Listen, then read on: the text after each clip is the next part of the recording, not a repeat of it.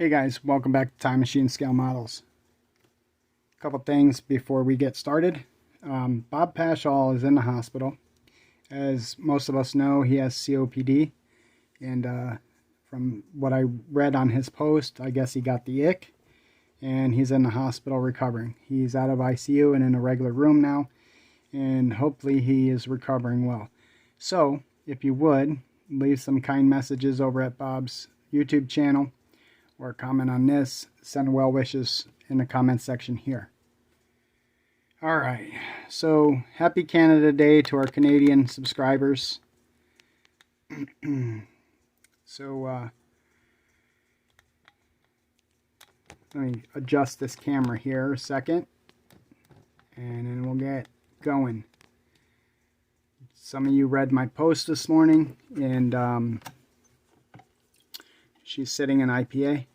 Isopropyl alcohol being stripped right now. I gotta get my toothbrush out and scrub her down. So what happened here? Alright, well, as you know, I painted her. I got her clear coated and it was looking good. It needed some wet sanding, no big deal. And I started to wet sand, but then I started noticing I was leaving fingerprints in it. And I was like, oh man, what the heck? So instead of freaking out, I just stopped wet sanding and I put it off to the side and figured out, you know what, I'm gonna let it sit and cure a little bit more. So I did that, and I started wet sanding, and I didn't see any problems, and I continued to wet sanding up to 6,000, and I had to go do errands. So I went and I put it off to the side, figuring, okay, the 8 and the 12,000 can wait until I get home from doing errands. So I come home and I pick up the model and I'm looking, and there's all these little divots, and I was like, what the hell? So I was angry, and I put on my interrogator's vest, and I started asking my kids, I'm like, hey, you know, did you touch it? Did you drop it? Did you drop something on it? You know, what happened here? Where'd these divots come from? I just got done wet sanding. They weren't there when I left, you know, that type of stuff. So, of course, my kids are put off by that because obviously I'm taking accusatory tone with them, and they hadn't touched it. So I was like, okay, I'm done with it. You know, I'm going to put it off to the side till tomorrow morning, and I'll look at it again. So I did. Early this morning I got up and I picked it up and I started looking at it, and I was like, man, what the hell? I was like, now I'm noticing even more little divots in the paint than what was there before. So I was holding it up here, and I put it down, and I noticed that there were some ripples from my fingerprints up here. So I was like, damn. So I took my sanding pad and I sanded them out and everything, and it was looking fine. They were all gone. Well, then I got to looking at everything else, and I ended up holding the body like this again. And I put it down, and I happened to notice more fingerprints, and I'm like, what the hell? So I picked it up, and I'm like, all right. I took my thumbnail and I went like this, and I left a big old crescent shape in the top. And I'm like, are you kidding me right now? The paint never cured. All right. I have some theories as to why that is, okay? I used 2X primer, and then I used the Tester's Extreme Lacquer on top of it. So, I have used the 2X primer many, many times with the Tester's Extreme Lacquer. And I think this time it bit me in the tail end. I don't think I let it gas out long enough, and I laid the lacquer over top of it, and the 2X wasn't done gassing out. It's either that or the lacquer, the red lacquer, did not cure enough. It was still soft when I laid the clear coat. Or the clear coat didn't cure properly. It's like a multiple choice here. Pick one. I don't know what to tell you. You know, I have my theories. You can probably come to your own conclusions on this. So I'm going to strip it down. I'll get my toothbrush here in a little while, and I'm going to strip this down and clean it back up, and I'm going to go get some automotive primer in the morning, and I'm going to start all over again. I still have some paint, so I've got to go out in the garage and get the hood, because I did repaint that and I did clear coat it, so I want to see what that looks like and see if I need to do anything with that. So let's push this off to the side, and I'll show you what I've been doing today. So today I decided to take a break. Me and my wife took my wife to Grand Rapids, and there's this place called Wally's Castle. It's one of those antique mall places, right? So I figured, let's go look for some kits. Let's go look for some stuff, right? So I did. And let me show you what I got. Well, let me tell you first. First, they had plenty of armor kits. I mean, even sealed kits. And they had some really, really good ones too. And I was like, wow, I'm blown away. But I didn't pick any up. The few automotive kits that they had, you can find at Hobby Lobby pretty much. And they were asking, believe it or not, above retail. That charger, that 2-in-1 charger you can buy, 68 charger, they wanted $49 for it at this antique mall. And I was like, no way, I can get that for like 15, 16 bucks on 40% off week at Hobby Lobby. So there's no way.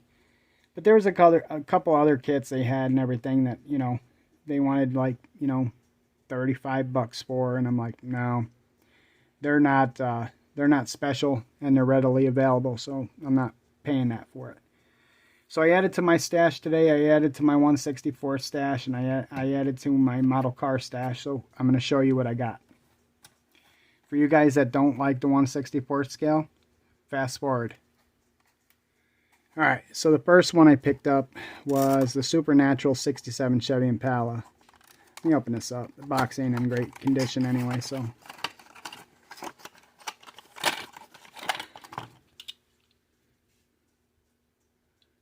Pretty cool. Trunk does not open, unfortunately. I wish it did. The hood does. Check that out. The engine is even painted. So yeah, pretty cool. The next one I picked up was this Aston Martin DB5. I love DB5s. I can't even tell you why. I love DB5s. I love MGBs too. You know, I think it's the fastback style of them. I don't know what it is, but I like British cars in general. So I saw this and I had never seen it before, so I picked it up. I think it's pretty cool. I'm still trying to find me a DB5 model. There's a Airfix 135th. I might have to get it. And then the next one is this one here. We all know how much I love these trucks. The 47 to 53 Chevy pickup 3100. And this one is pretty dope. It's tubbed. Can you see that? Yeah, it's probably. Let me turn the light on real quick. Sorry about my New York plate over there. It's going to glow in the dark. So yeah, it's tubbed. You got wheel wells, wheel tubs in the back. And that's all I got for 164 scale. Let me turn this light back off. Speaking of license plates, when I was a kid, that's a license plate that we had in New York State. And now they got the blue and yellow again, but it's half and half. I think it looks ugly. These look great.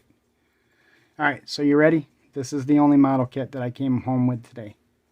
And when I was deciding it, like I said, went to the hobby shop after the antique mall, and that hobby shop has a great selection, and the prices ain't too bad, but I mean some prices are a little higher than other places, but this place has a really, really good selection.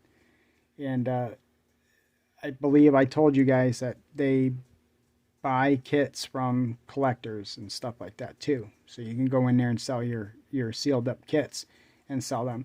So they have some vintage kits available, and this one that I'm going to show you isn't vintage per se. At least I wouldn't consider it vintage. It is a re-release, but it is of a vintage kit. So let me show you this one here. And let me tell you something. They had some kits that I really, really, really want, and but I just didn't feel like dropping 50 bucks a pop on the kits that they had available. I may change my mind, I don't know. But I saw this one. I tried to get this one on eBay just about 2 weeks ago, and I missed out on it. So I ended up pulling the trigger on this, and it wasn't bad. It was only $24.99. And when I was looking at this kit, I was thinking about Robin Tibbetts and his models that he shows all the time. And I'm going to build this just like this. Just like the box art. And basically in honor of Papa's Model Car Room, Mr. Robin Tibbetts. So yeah, I'm going to open this up. I'll probably do an unboxing of it or something like that on another video. But you could probably tell the tone of this video is not super upbeat. I feel like I've gotten my ass kicked, guys. I'm not going to lie. I'm totally not going to lie. Now I know what it's like to get kicked in the nuts repeatedly by a mule. These pain issues and all this other stuff, it's like killing me. It's killing my joy, so to speak, and I know I shouldn't let it, but it is, and it's costing me extra money, and that's a pain in the ass too. So anyway, I don't know. I'll show you some other stuff I picked up. So I grabbed me up some more MCW paints. This is the Milano Maroon for the Mustang, and I still have Milano Maroon left from the other 2 times I painted the dang thing, but I bought another bottle just as a backup. I kind of like this color, and I'd like to use it on another build eventually, so I just wanted to make sure that I had enough for when I do paint the Mustang. And then, of course, we had to buy the Plum Crazy Metallic Purple MCW enamel, and I bet you can guess why I bought this. That's right, it's for that 71 Cuda I bought the other day. So, yep. Alright, I think that's it. That's all I got, guys. Thanks for watching.